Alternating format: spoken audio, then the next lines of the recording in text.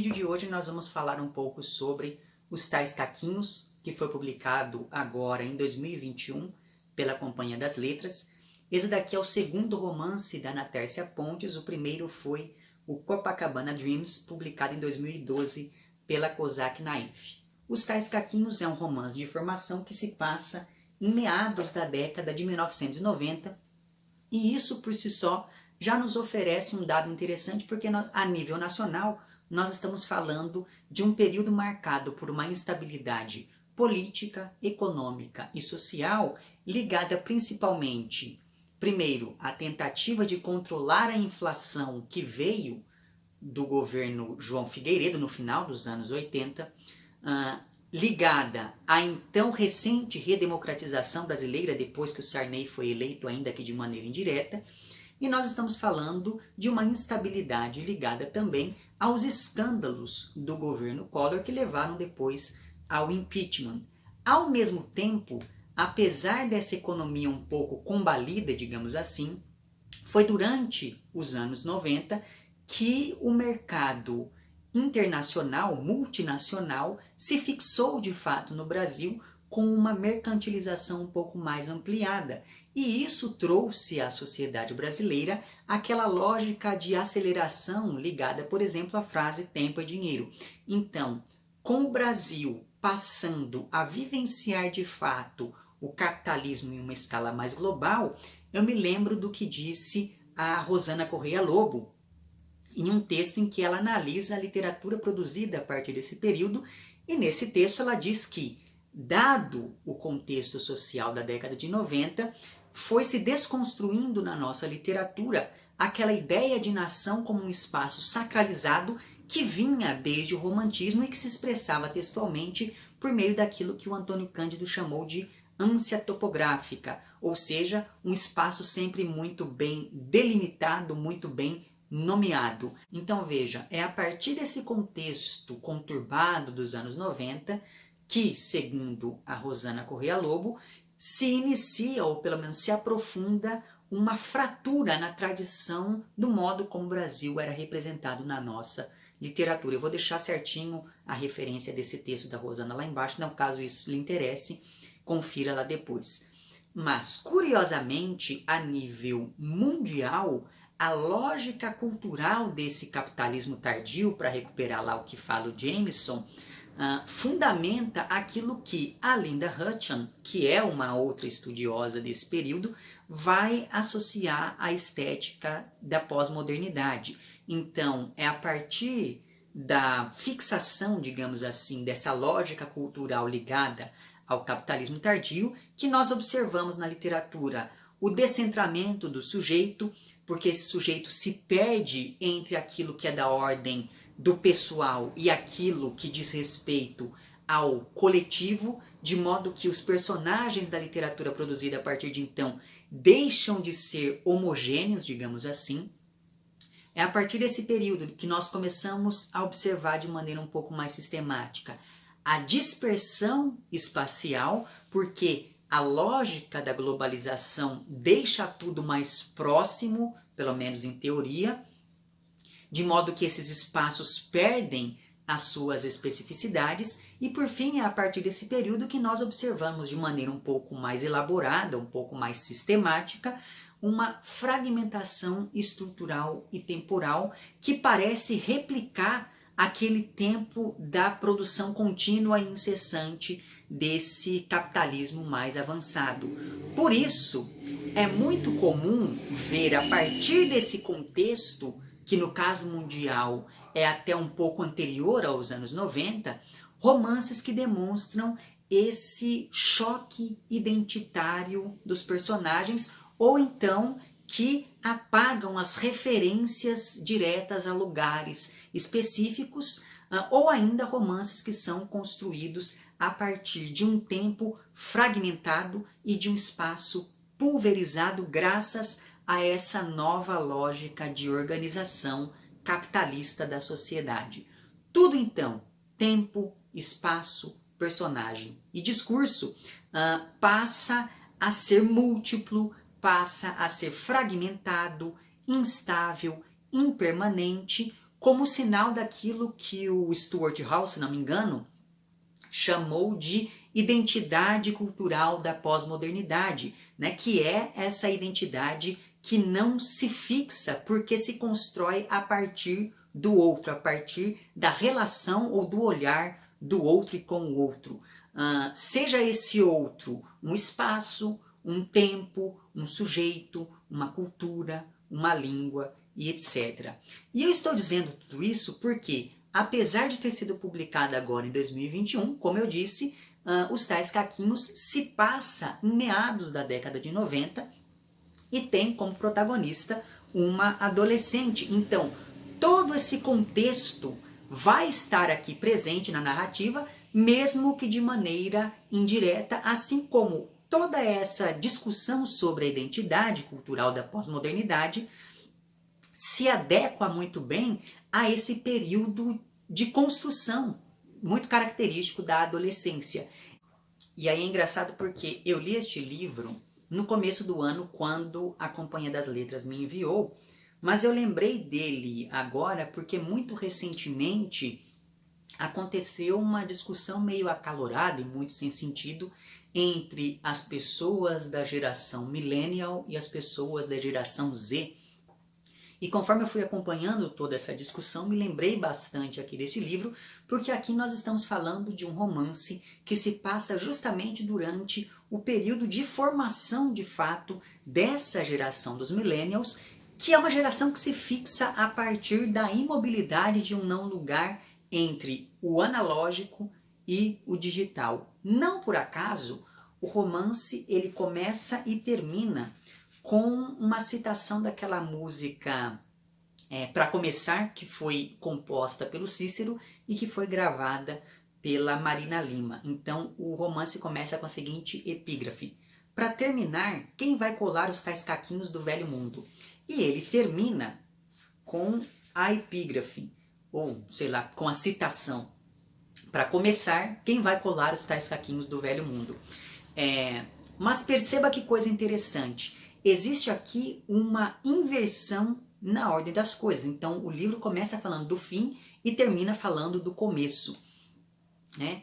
E essa inversão na ordem das coisas se adequa muito bem a esse período em que tudo estava meio fora do lugar, assim como a própria classe média não tem um lugar social muito bem definido. Então me parece que essa inversão na música, na letra da música, na hora de fazer aqui essas citações, de certa maneira se adequa muito bem a isso, a essas discussões que a autora vai colocando aqui ao longo do romance. Então veja, esse livro, essa narrativa se coloca e fala de uma geração que está em um lugar de transição entre o apego ao passado, e daí vem essa imagem de preservar e colar os caquinhos do velho mundo, e uma ânsia pelo futuro, por esse novo mundo que é feito dos cacos do mundo anterior, digamos assim. Mas veja, esses tais caquinhos são também os cacos da vida a serem remendados, são os fragmentos dos períodos de desenvolvimento da protagonista, são os inúmeros discursos possíveis que a narradora acumula por meio de referências ao cinema, à literatura, à música, à cultura pop dos anos 90 de maneira geral. Então veja, esses cacos, eles demonstram também todo aquele esfacelamento, digamos, de uma lógica anterior de organização familiar. E isso é bastante importante para a gente entender a dinâmica entre esses personagens, já que aqui, por exemplo, são as filhas que cuidam e se preocupam com o pai. E finalmente esses cacos, eles se referem também à própria estrutura fragmentada, rizomática que o romance tem, e que é uma estrutura muito bem ajustada ao tema, já que o livro fala muito sobre a ideia do caos e da desordem ao tratar dessa família que é absolutamente disfuncional porque se desintegrou em algum momento do passado. Essa família, então, é composta pela Abigail, que vai ser a narradora, né, que é, como eu disse, ela é uma adolescente. Além da Abigail, nós temos também a Berta, irmã da Abigail, e por fim nós temos o Lúcio, que é o pai dessas meninas. Só que muito cedo no romance a gente já fica sabendo que a mãe dessas moças foi embora e levou outras 3 filhas junto com ela, e por mais que nunca fique dito exatamente o porquê dessa separação, o comportamento do Lúcio, ou seja, do pai, já nos dá bons indícios do que aconteceu em algum momento do passado para que essa família se fragmentasse, para que essa família se visse convertida em caquinhos, digamos. Isso porque o Lúcio é alcoólatra, ele claramente tem toque, porque ele vive checando se as janelas e se o registro do gás estão fechados, por exemplo. Provavelmente ele tem depressão, porque em vários momentos ele tem um comportamento que lembra essa doença. Em vários momentos ele se pergunta por que a morte não o leva e coisas do tipo. Mas a principal característica do Lúcio é que ele é um acumulador.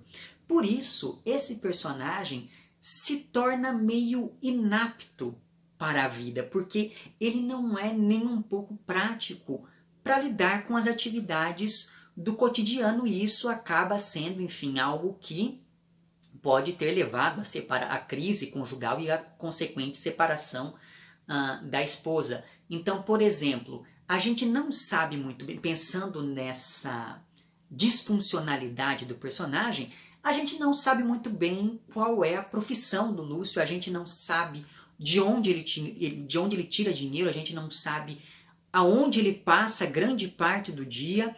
Além disso, por mais que o Lúcio seja muito carinhoso e muito preocupado com a educação das filhas, ele não tem qualquer autoridade e ele não tem noção nenhuma das suas responsabilidades como pai e como gestor daquela casa. Então, a geladeira está sempre vazia, essas pessoas estão sempre com fome, não porque eles sejam pobres, mas sim porque o Lúcio não consegue organizar a própria vida e nem mesmo ter a noção de que ele precisa comprar comida para alimentar as próprias filhas. Ele acredita que passar fome é uma coisa positiva, de modo que essas meninas, elas crescem meio que à própria sorte, né? Jogadas à própria sorte. Então, por exemplo, tem dias em que elas conseguem almoçar fiado em um restaurante, mas na maioria das vezes elas têm que se contentar ali com uns picolés de água que elas fazem.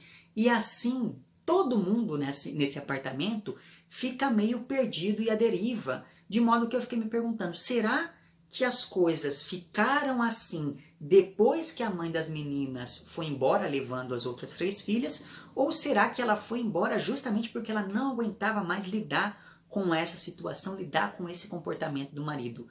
Porque veja, em vários momentos o Lúcio menciona a mãe dessas meninas, então eu fiquei com a impressão de que é quase como se toda essa acumulação fosse uma tentativa de preencher o vazio deixado pela esposa que foi embora.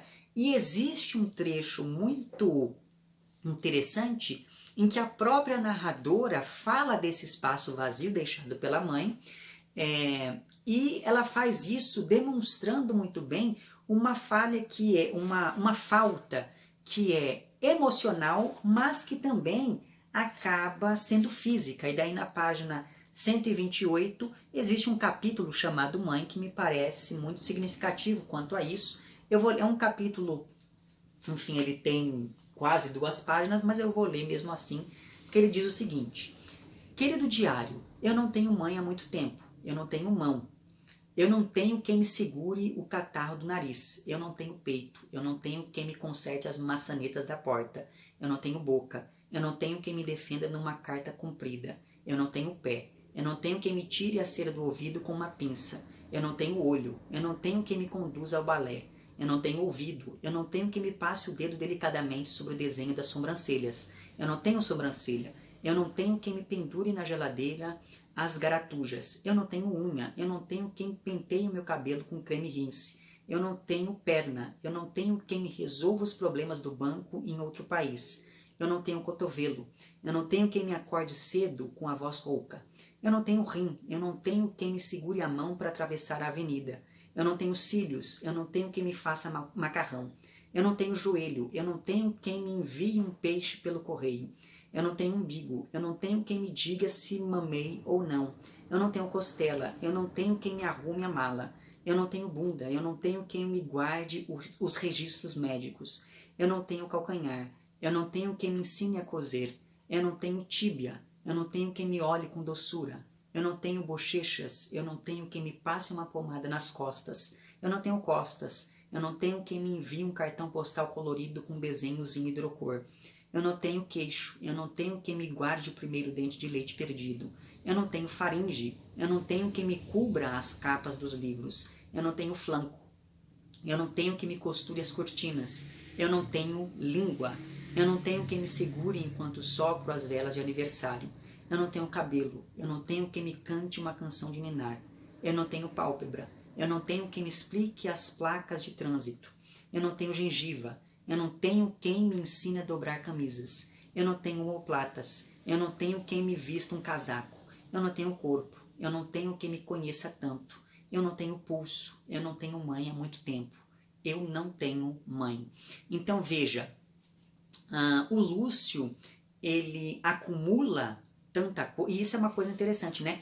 Assim como o Lúcio vai acumulando coisas físicas, nesse trecho aqui que eu acabei de ler, fica bem claro que a narradora ela vai acumulando sentenças de maneira meio vertiginosa, digamos assim. E veja bem, o Lúcio ele acumula tanta coisa que já chegou em um nível nocivo viver ali dentro daquele apartamento, porque tudo é caótico, tem camada de gordura por sobre os móveis, o ambiente é um ambiente insalubre, tem caixas de papelão espalhadas pelos cômodos e o apartamento é infestado por aquilo que a narradora descreve como um cheiro doce de baratas. Então é quase como se esse apartamento também fosse um ser vivo, porque tudo fica meio que se movendo por causa das pilhas das caixas que se equilibram. Então existe essa sensação de que o próprio apartamento está pulsando de alguma maneira. Exatamente por conta disso, por conta de toda essa desordem, o livro ele tem algumas descrições que são bem escatológicas e asquerosas mesmo em alguns momentos. Ele investe em um estilo que apela muito aos sentidos do leitor e a leitura pode, por conta disso, ser incômoda em alguns trechos um pouco mais detalhados. E daí eu separei aqui outros 2 capítulos que, de certa maneira, demonstram muito bem toda essa desordem em que vivem esses personagens. Então, o primeiro deles chama-se Sonhos de Salitre e está na página 62. Querido Deus, quem me dera houvesse cascas de frutas e de legumes no lixo daqui de casa.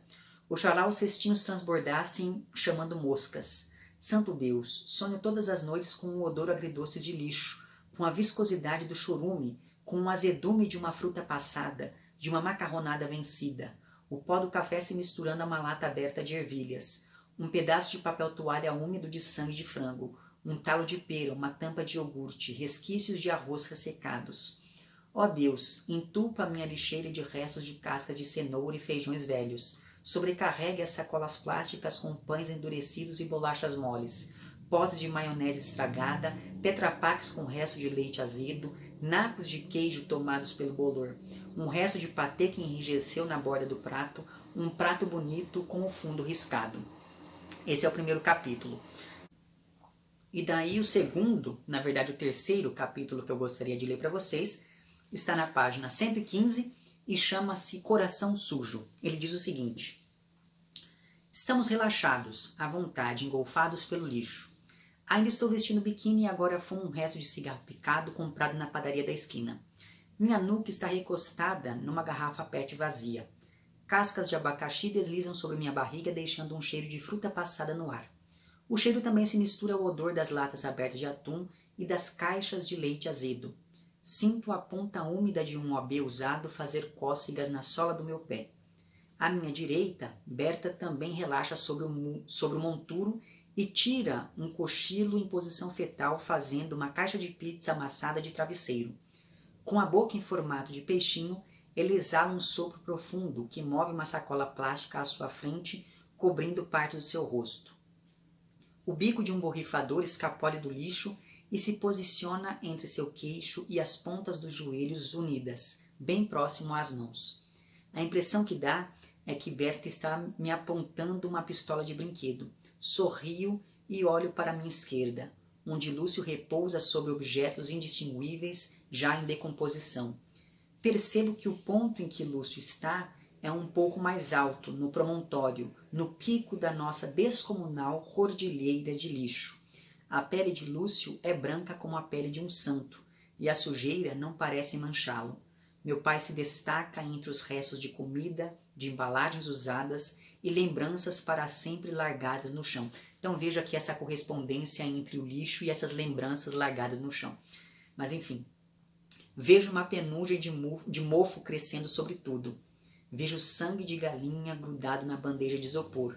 Vejo um cotonete sujo, vejo um bilhete amarelo escrito à mão. Abigail, eu volto para te ver. Então veja, existe aqui, nesses dois trechos que eu acabei de ler para vocês, nesses dois capítulos, porque os capítulos eles são bem curtos mesmo, toda essa descrição de um apartamento em que falta aquilo que é essencial à sobrevivência, mas sobra tudo aquilo que poderia ser facilmente descartado. E mais, esse livro ele me lembrou um pouco daquele conto do Julio Cortázar chamado Casa Tomada, porque existem alguns cômodos aqui que estão atulhados de tal maneira que ninguém consegue circular por aqueles espaços. Um desses cômodos, pelo que eu bem me lembro, é a sala, o que me fez pensar no que significa um apartamento sem sala em meados dos anos 90 para uma família de classe média, porque a vida cultural dependia, sobretudo, da televisão. Então as famílias elas se reuniam para assistir a determinados programas, então tirar isso é também, de certo modo, demonstrar esse deslocamento dos personagens. Mas, ao mesmo tempo, existe aqui neste romance um humor que também é meio deslocado e que torna tudo um pouco mais palatável, digamos assim, ao demonstrar que, apesar de todas essas dificuldades, apesar de todas as brigas, principalmente quando a gente pensa nas duas irmãs, essas pessoas elas são muito unidas, elas se cuidam ali mutuamente. E em um dado momento a narradora ela diz inclusive que aquela família é ligada por uma cumplicidade gelatinosa que protegia aquelas pessoas como uma placenta. Então a criação de imagens como essa me chamou bastante atenção, porque isso acaba, enfim, gerando digamos assim, isso acaba fazendo com que a gente olhe para a situação dessas pessoas de uma nova maneira. E outra coisa muito interessante aqui diz respeito à composição mesmo da narrativa, que ora se aproxima do diário, como eu li aqui em um determinado trecho, ora se aproxima da oração, como eu li em outro, ora se aproxima da memória, já que o presente e o passado do discurso se mesclam em vários momentos. Então você não sabe se ela está escrevendo no diário, e daí é que vem o presente, ou se ela está se lembrando, e daí ela usa o passado do verbo. Né? Então é muito interessante o modo de composição que a Ana Tércia Pontes utiliza aqui neste romance. Além disso, apesar da predominância da voz da Abigail, alguns desses cacos que compõem o romance acompanham a perspectiva do Lúcio também, mas em ambos os casos o estilo do romance é bem cotidiano e muito habilidoso nesse processo de juntar os caquinhos do discurso para tentar montar um mosaico, digamos assim, dos caquinhos que representam a própria adolescência da protagonista, né? Esse período cheio de confusão, em que de início nada faz muito sentido, assim como o próprio romance, cuja estrutura também evoca essa ideia da acumulação de outros textos por meio, como eu já disse, das várias referências que vai fazendo.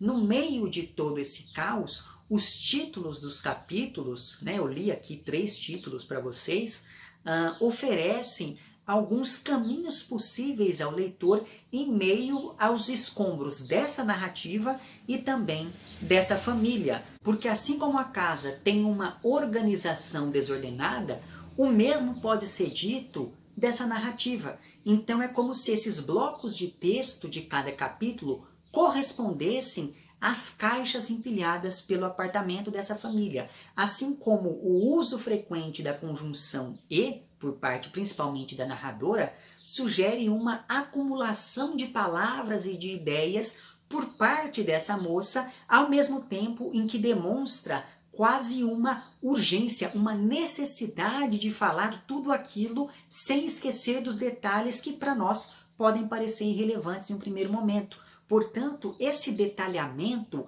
também é uma maneira de amontoar as coisas na narrativa, assim como o pai não se desprende de nada e acumula tudo. Então, em meio a tudo isso, a Berta, que é irmã da narradora, ela consegue ainda se refugiar na casa da família de uma amiga da escola. E isso acaba criando um atrito entre essas duas irmãs, já que a Berta, ela consegue, por exemplo, ganhar mais roupas, ela tem um aspecto um pouco mais asseado, então isso acaba despertando ali a inveja, o ciúme da narradora em vários momentos, e daí elas acabam, enfim, brigando em alguns trechos do romance, ainda que essas brigas tenham lá o seu humor também.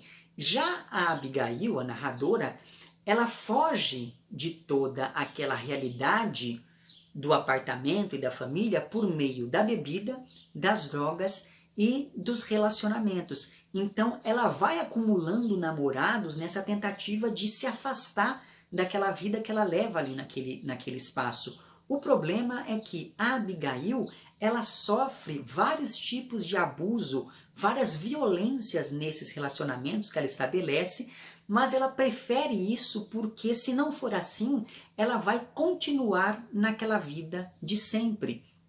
Então, no fim das contas, a narradora, ela precisa de um conforto e de um porto seguro, e ela está disposta a se submeter a várias coisas para poder conseguir isso. E quando eu digo várias coisas, são várias coisas mesmo, e algumas inclusive bem graves. Então, enfim, existem momentos que são revoltantes quando a gente pensa naquilo que está acontecendo com essa moça, que é, vamos lembrar, uma adolescente ainda. E se no começo a Abigail parece muito independente, a gente vai aos poucos percebendo que ela não tem estrutura nenhuma para lidar com isso, com toda essa independência, e acaba entrando em contato com o lado mais cruel das relações que ela vai tendo. Então o livro consegue tratar de todos esses temas graças principalmente a essa configuração estrutural da narrativa, ainda que isso tenha um risco, ofereça certo risco, já que, por exemplo, o final do romance pode não agradar todo mundo. Mas, ao mesmo tempo, isso me fez lembrar daquilo que diz o Silviano Santiago no texto O Narrador Pós-Moderno, né? Porque nesse texto o Silviano Santiago diz que as narrativas contemporâneas, elas são sempre quebradas, como se elas fossem recomeçar a qualquer momento, e foi essa a sensação que eu tive lendo aqui este romance. Então, por mais que eu tenha gostado, por exemplo, do final, que é um final, digamos, anticlimático de certa maneira, eu reconheço que pode ser que ele não agrade todo mundo, mas em todos os casos fica aqui a recomendação. Eu vou deixar lá embaixo onde você pode adquirir o livro, e daí adquirindo pelo link você ajuda de certa maneira, e vou deixar também os nomes, né, as referências certinhas de todos esses textos que eu fui citando ao longo desta minha fala. Novamente fica aqui a recomendação, vemo-nos nos próximos vídeos e um amplexo.